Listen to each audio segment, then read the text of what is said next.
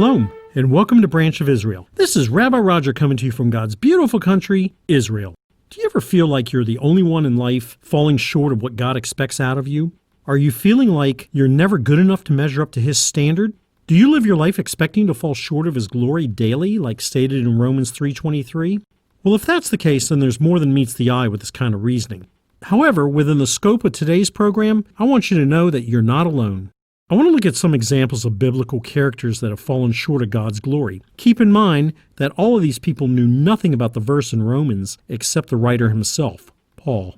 Now, Moses was told to speak to the rock on 2 different occasions. The first time, he was to hit it with his staff, but the second time, he was only to speak to it. In the midst of his anger, he hit it twice with his staff instead of speaking to it. As a result of this sin and disobedience, he was not allowed to enter into the land promised to him and the rest of the Israelites. All he was allowed to do was look at it from afar with dancing eyes, dreaming of what it would have been like. That was the day he fell short of God's glory.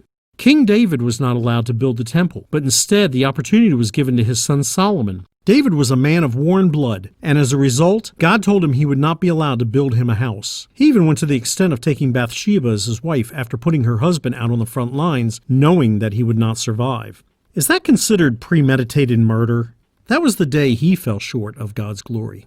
Judas fell short when he portrayed Jesus. He sat under him, followed him, saw firsthand his miracles, and yet still could portray him. In the end, he knew that he did wrong, and as a result of his actions, he never made it into heaven. That was the day he fell short of God's glory.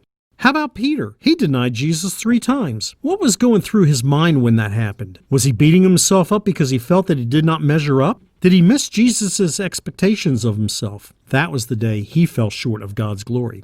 Paul, then Saul, thought he was doing God's work when in reality it was man's religious plans and ideas. Fortunately, and I will say fortunately for him, Jesus stopped him on the road to Damascus. If he had continued that day, he would have fallen short of God's glory, but instead it was the glory of God that saved him from his shortfall.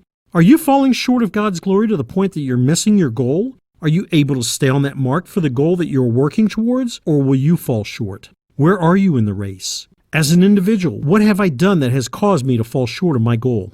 God is only looking basically for 2 things: to seek Him first, then be obedient to do His will. For more teachings and information, visit branchofisrael.com. That's branchofisrael.com. Again, this is Rabbi Roger coming to you from Israel. Thank you so much for listening. Lahitharot, goodbye, or see you again.